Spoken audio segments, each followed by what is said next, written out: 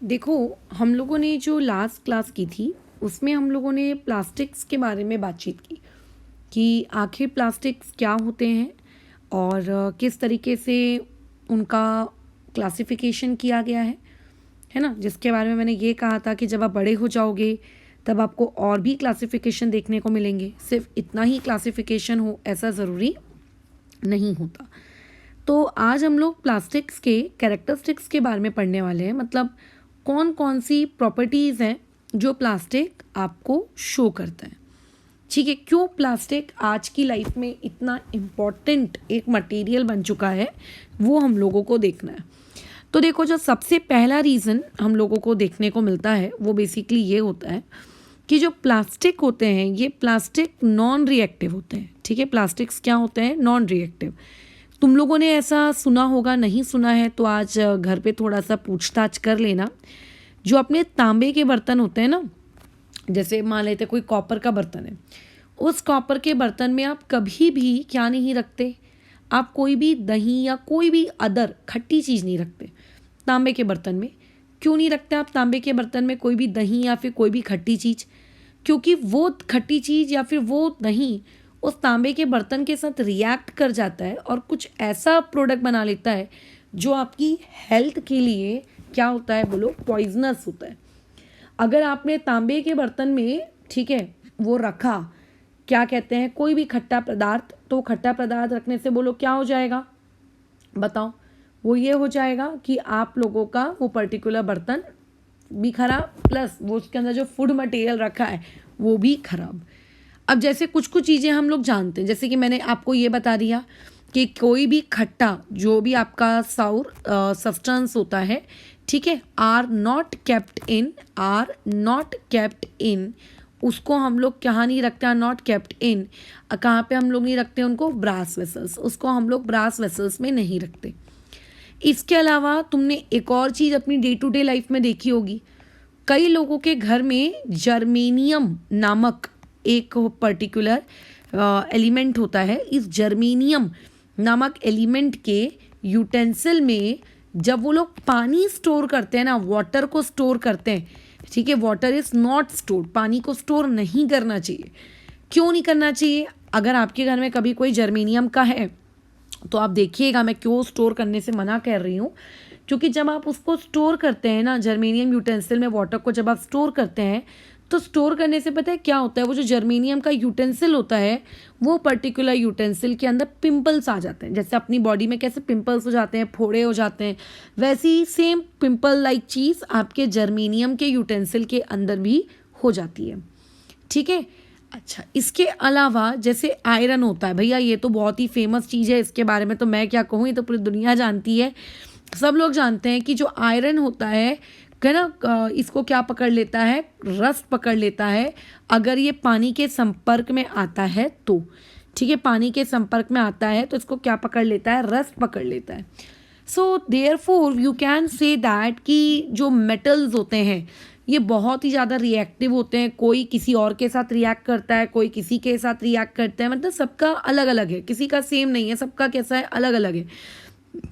ठीक है, ये लोग क्या होते हैं? रिएक्टिव। लेकिन अगर मैं प्लास्टिक्स के बारे में बात करूं तो प्लास्टिक्स जो होते हैं ये कैसे होते हैं? Non reactive. अब क्योंकि प्लास्टिक नॉन रिएक्टिव होता है तो नॉन रिएक्टिव होने से हम लोगों का फ़ायदा क्या होता है? ना इसको जंग पकड़ेगा, ना तो इसको पिंपल आएंगे, है ना। इसीलिए ये काफ़ी यूज़फुल होता है। किस चीज़ के लिए? स्टोरेज के लिए। आप अलग अलग प्रकार के मटेरियल इसके अंदर स्टोर कर सकते हो। आप अपने घर का फूड मटेरियल स्टोर कर सकते हो, आप पानी भी स्टोर कर सकते हो, है ना। अगर लोहे के टैंक्स में अगर आप पानी स्टोर करेंगे तो एक सर्टेन टाइम के बाद आपका वो लोहे का टैंक सड़ने लगेगा, but plastic will won't, plastic नहीं होने वाला।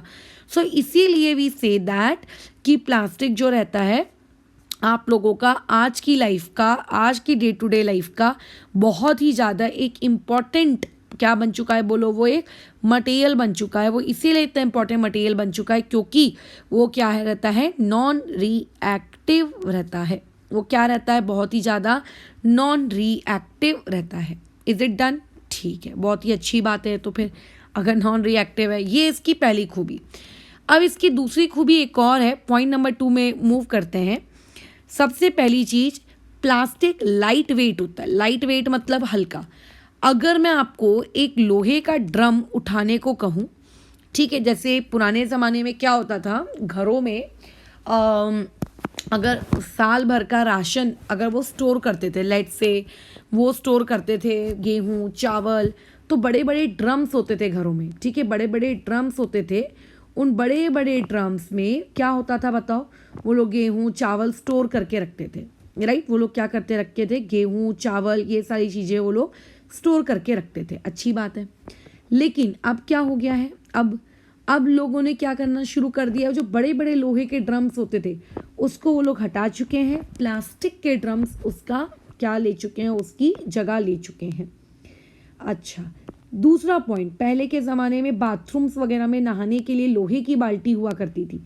अब देखो लोहे की बाल्टी हट चुकी है, और लोहे की बाल्टी को किसने रिप्लेस कर लिया है, लोहे की बाल्टी को रिप्लेस कर लिया है आप लोगों के प्लास्टिक की बाल्टी में। पहले घरों में जो क्या कहते हैं पाइप्स होते थे, बाथरूम के नलों में पाइप्स आते थे, वो लोहे के होते थे। अब वो किसके आने लगे हैं, अब वो पीवीसी के आने लगे हैं, है ना। वो किसके आने लगे हैं, आप लोगों के पीवीसी के आने लगे हैं। फिर तो इससे क्या हुआ है, बहुत ज़्यादा क्या हुए हैं, बदलाव हो गए, बहुत ज़्यादा बदलाव आ चुके हैं, हद से ज़्यादा बदलाव अब आप लोगों को क्या होते हैं, देखने को मिलते हैं। तो इन दिस वे जो प्लास्टिक है वो हम लोगों के लिए क्या है, बहुत ही ज़्यादा इम्पॉर्टेंट है, क्योंकि वो लाइट वेट है। लाइट वेट के अलावा जब आप करोड़ों सालों तक अपने उस पर्टिकुलर कंटेनर के अंदर गेहूं चावल भरते थे, या उस लोहे की बाल्टी से जब आप नहाते थे, तो देखना उसमें जंग लगने लगता था, कुछ समय के बाद वो क्या होने लगती थी, ख़राब होने लगती थी।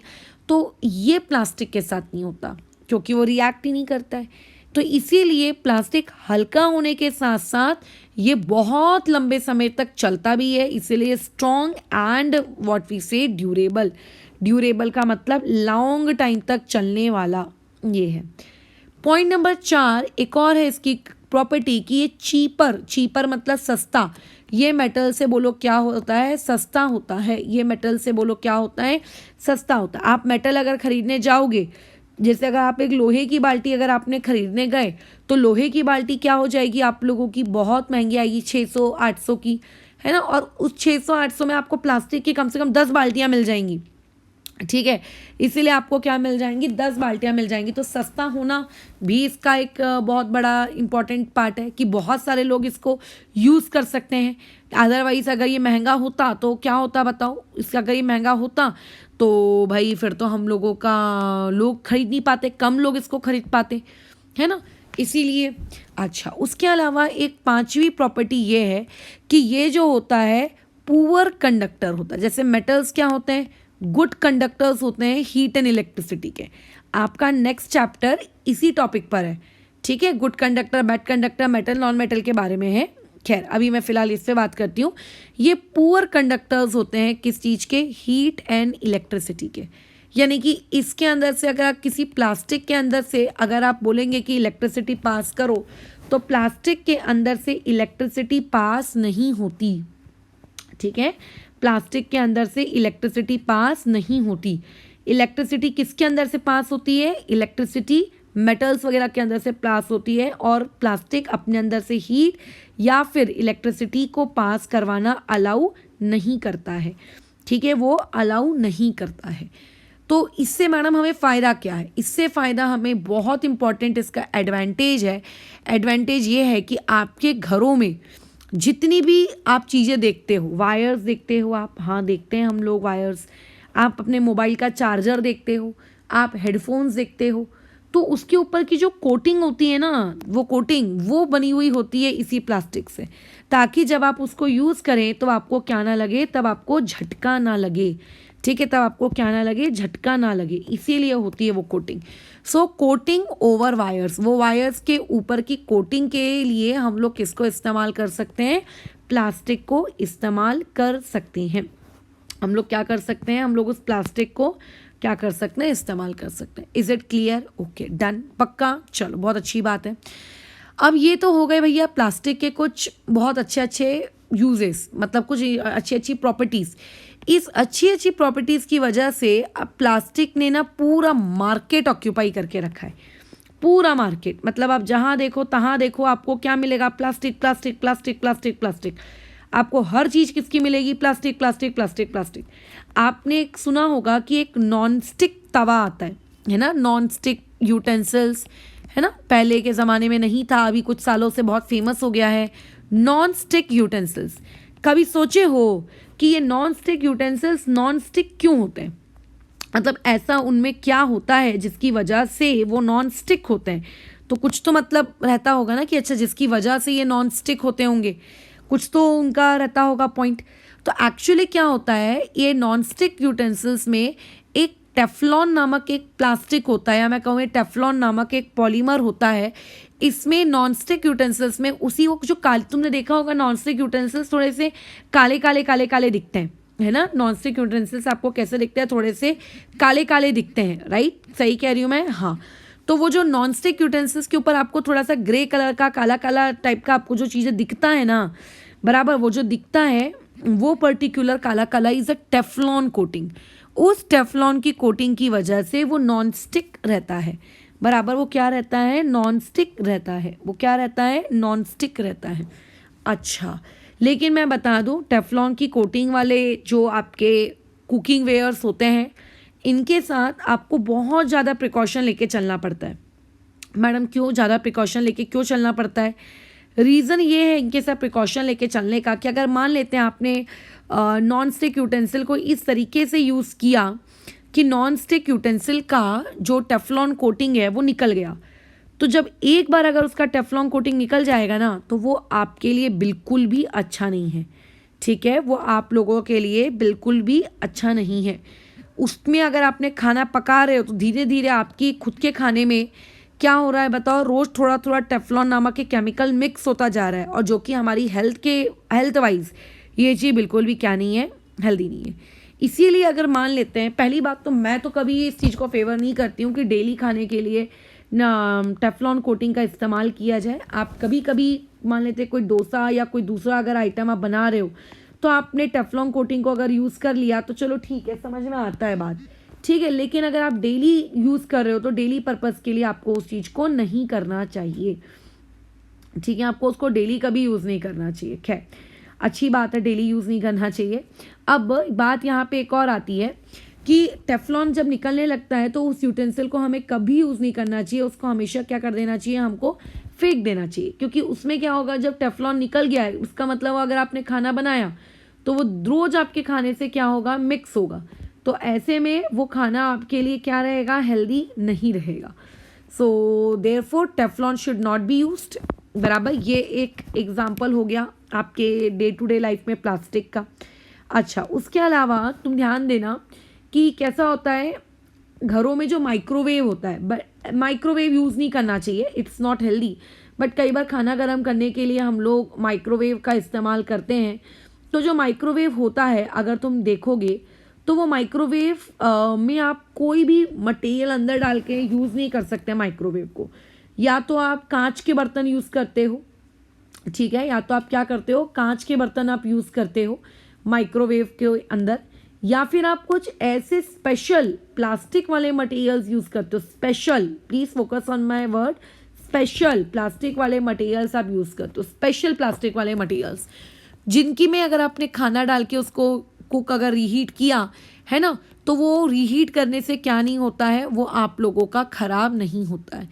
तो स्पेशल कुकवेयर्स आप इस्तेमाल करते हो, किस पर्पज़ के लिए इस्तेमाल करते हो, फॉर माइक्रोवेव, ठीक है। जो बहुत ही ख़ास होते हैं, अगर आप उनमें खाना रीहीट करते हो तो खाना रीहीट करने से कोई दिक्कत नहीं आती, कोई फ़र्क नहीं पड़ता, कुछ नहीं होता, राइट। अच्छा, इसके अलावा और भी ऐसे बहुत सारे तुम अपने डे टू डे लाइफ में यूजेस देख लोगे प्लास्टिक के, ठीक है। तो प्लास्टिक ऐसा नहीं है कि सिर्फ इतनी जगह तक सीमित है। कुकर जो होता है ना, बराबर, जो कुकर होता है, कुकर के जो हैंडल्स होते हैं ब्लैक ब्लैक कलर के दिखते हैं।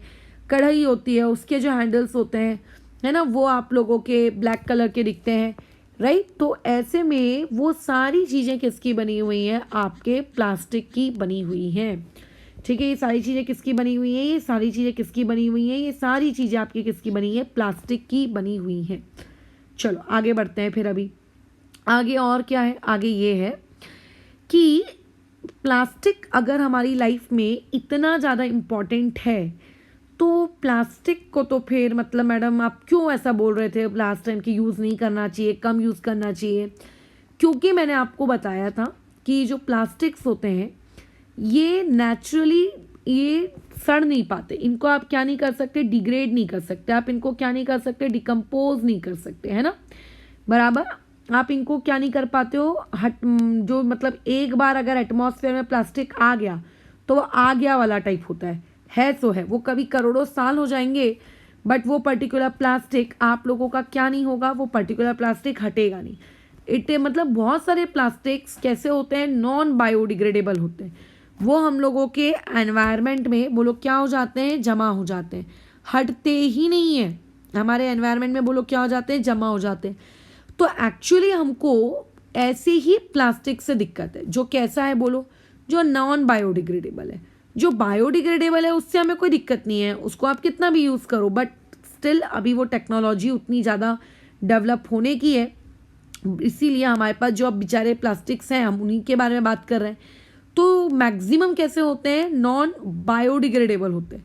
जब आप ऐसे नॉन बायोडिग्रेडेबल प्लास्टिक्स को जब आप यूज़ करते हैं तो नॉन बायोडिग्रेडेबल प्लास्टिक को यूज़ करने से वो करोड़ों सालों तक आपके क्या होते हैं, आपके धरती के अंदर ही रह जाते, सड़ते ही नहीं है, बराबर सड़ते ही नहीं है। So it is very necessary कि आप क्या कर सको, आप ऐसे प्लास्टिक को यूज़ करो जो बायोडिग्रेडेबल हो। क्योंकि अगर आपने सोचो उसको जलाने की कोशिश की तो जलाने पर कैसा है, प्लास्टिक बहुत सारे हार्मफुल केमिकल से बना रहता है। सबसे पहले तो डू नॉट बर्न कम्प्लीटली, सबसे पहला पॉइंट। अगर आप सोच रहे हो कि मैडम जला देते हैं तो जला देने से ये ख़त्म हो जाएगा, तो ऐसा नहीं होता, ये कम्प्लीटली बर्न नहीं होता है, डू नॉट बर्न कम्प्लीटली। अगर मान लेते हैं if you try to burn, अगर आपने इस चीज़ को बर्न करने की कोशिश भी की तो क्या होता है, बहुत सारी हार्मफुल गैसेस, ठीक है, हमारे एनवायरनमेंट में क्या होती है, रिलीज होती है। अब तुम सोचो कोई एक प्लास्टिक तो है नहीं जिसको एक जलाकर हम समस्या से क्या हो गए, समाधान प्राप्त हमने कर लिया, है ना। ऐसे तुम मैं हर कोई पूरे दुनिया भर में एक दिन में कितना सारा प्लास्टिक हम यूज़ करते होंगे। अगर हम लोग सभी लोग मिलकर प्लास्टिक को हटाने के लिए ये सोचने लगे कि चलो प्लास्टिक को जला देते हैं, तो ये कोई सल्यूशन थोड़ी ना है ना, ये कोई सल्यूशन थोड़ी ना है कि जला दिए, क्योंकि जलाने से हार्मफुल गैसेस रिलीज होंगी, और जो हार्मफुल गैसेस रिलीज होंगी वो हार्मफुल गैसेस बोलो क्या करेंगी, वो हार्मफुल गैसेस क्या कर देंगी, और एयर पोल्यूशन क्रिएट कर देंगी, है ना। तो इसीलिए हम लोगों को क्या करना चाहिए, प्लास्टिक को नहीं जलाना चाहिए, या प्लास्टिक से बने हुए किसी भी मटेरियल को हमको क्या नहीं करना चाहिए, जलाना नहीं चाहिए। फिर अब क्या करें, अगर प्लास्टिक को आप जलाओगे भी नहीं, प्लास्टिक डिकम्पोज भी नहीं होगा, तो मैडम ऐसे में तो फिर प्लास्टिक कभी ख़त्म ही नहीं हो पाएगा अर्थ से। तो यही बात तो है, ये सही तो कह रहे हैं, इसीलिए तो कह रहे हैं कि प्लास्टिक को कोशिश करो कि प्लास्टिक को यूज़ ही मत करो। सब्जी लेने जाओ तो सब्जी वाले से पन्नी मत मांगो, घर से अपना एक थैला लेकर जाओ, थैले में सब्जी लेकर आओ, है ना, कोशिश करो। क्योंकि आप अगर अपनी तरफ से कम एक पन्नी का इस्तेमाल करना अगर आप अवॉइड कर रहे हैं, तो आप सोचिए अपने अर्थ से कम एक पन्नी तो आप कम से कम वहाँ से क्या कर रहे हो, हटा रहे हो, दूर कर रहे हो, है ना। तो कम से कम एक पन्नी आप दूर रखिए।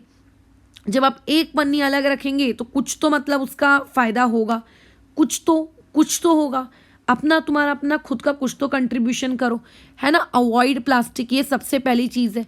कोशिश करिए कि आप पेपर वाले जो बैग्स होते हैं आप उनको इस्तेमाल करिए, क्लॉथ्स वाले जो बैग होते हैं आप उनको इस्तेमाल करिए। हाँ, उसके अलावा चौथा पॉइंट ये है कि आप इसके अलावा कोशिश करिए कि आप थर्मोप्लास्टिक यूज़ करिए। मैंने लास्ट टाइम आपको थर्मोप्लास्टिक और थर्मोसेटिक प्लास्टिक दोनों के बीच में डिफरेंस बताया था, है ना। मैंने बताया था डिफरेंस क्या होता है, डिफरेंस की दोनों को हम मतलब क्या कर सकते हैं क्या नहीं कर सकते। तो एक्चुअल में क्या होता है, जो थर्मोप्लास्टिक होता है, थर्मोप्लास्टिक को आप क्या कर सकते हो, कैन बी रिसाइकल्ड। मान लेते हैं अभी मेरे घर की कुर्सी टूट गई, मैंने कबाड़ी वाले को बेच दी, कबाड़ी वाले ने इसको फर्दर आगे बेच दिया, तो जो पर्सन इसको आगे फर्दर खरीद रहा है वो इस टूटी हुई कुर्सी का क्या करेगा यार, क्यों खरीद रहा है, वो पगला थोड़ी ना जो इसको खरीदेगा। वो इसीलिए खरीद रहा है क्योंकि वो इस पर्टिकुलर कुर्सी को क्या कर देगा, रिसाइकल करेगा, और रिसाइकल करके फिर जो नया प्लास्टिक उससे वो क्या करेगा, बनाएगा, इसीलिए वो खरीद रहा है। अदरवाइज तुम खुद सोचो कि कोई क्यों खरीदेगा भाई तुम्हारा ये पर्टिकुलर टूटा कुर्सी, है ना। तो आप कोशिश करो कि आप आप जब भी कोई मार्केट में सामान खरीदने जाओ तो आप ज़रूर उसके पीछे आप ये चेक करो, ठीक है, आप ये चेक करो कि क्या वो पर्टिकुलर प्लास्टिक रिसाइकल है कि नहीं। मतलब पहला तो आप अवॉइड करो प्लास्टिक का यूज़ करना जितना आप करवा सकते हो, है ना। इसको हम लोग कहते हैं रिड्यूस करना, इस पर्टिकुलर चीज़ को कहते हैं कि रिड्यूस करना। आप कोशिश करो कि आप ऐसा प्लास्टिक इस्तेमाल करो जिसको आप रिसाइकल कर सकते हो ताकि वो रिसाइकल किया जा सके, है ना। उसके अलावा आप कोशिश करो कि रिड्यूस करने, मतलब रिड्यूस एंड रिफ्यूज़, इसको मैं पूरा लिख देती हूँ। आप रिड्यूस एंड रिफ्यूज़, मतलब प्लास्टिक को रिड्यूस तभी कर पाओगे जब आप रिफ्यूज़ कर दोगे उसको यूज़ करने से, राइट। आप रिसाइकल करो एंड उसको रीयूज़ करो, ठीक है। अब रीयूज़ करने का मतलब ये होता है, जैसे मान लेते हैं मेरे पास कोई एक प्लास्टिक का बॉक्स है ना। अगर वो च्यवनप्राश लेट से मैंने खरीदा, मुझे प्लास्टिक का डब्बा उसके साथ फ्री में मिला। अब च्यवनप्राश खाली होने के बाद उस पर्टिकुलर प्लास्टिक के डब्बे को आप मत फेंको, ठीक है। आप उस पर्टिकुलर प्लास्टिक के डब्बे को आप मत फेंको। क्यों नहीं फेंको? क्योंकि उसमें आप अपने घर के क्या कर सकते हो, आप अपने घर के कोई दूसरे फूड आइटम्स उसमें स्टोर करके रख दो, है ना। क्योंकि जब आप उसमें फूड आइटम अगर आप स्टोर करके रखोगे तो क्या हो जाएगा, आप लोगों ने एक प्लास्टिक नया मार्केट से खरीदने आपका बच गए, आपके पैसे भी बच गए, सबसे ज़रूरी चीज़। और दूसरा ये कि आपके पास जो पहले से प्लास्टिक था आपने उसी प्लास्टिक को बोलो क्या कर लिया, यूज़ भी कर लिया, है ना। तो in this way you can use what, आप लोगों का प्लास्टिक। तो रिड्यूस करना, रिफ्यूज़ करना, रिसाइकल करना, रीयूज़ करना और रिकवर करना, ये बेसिकली प्लास्टिक के क्या होते हैं, 5 प्रिंसिपल्स होते हैं। पेपर में पूछा जाता है कि व्हाट आर द 5 प्रिंसिपल्स, ठीक है। किस चीज़ के 5 प्रिंसिपल्स, आपके प्लास्टिक के। तो आपको पता होना चाहिए the 5 principles of plastic are reduce, refuse, recycle, reuse and recover, ठीक है। Done, okay. तो बस यही वाली चीज़ थी और कुछ भी नहीं। तो यहाँ पे हम लोगों का ये चैप्टर ओवर होता है। कल की क्लास से हम लोग फिर अब एक नया चैप्टर स्टार्ट करेंगे।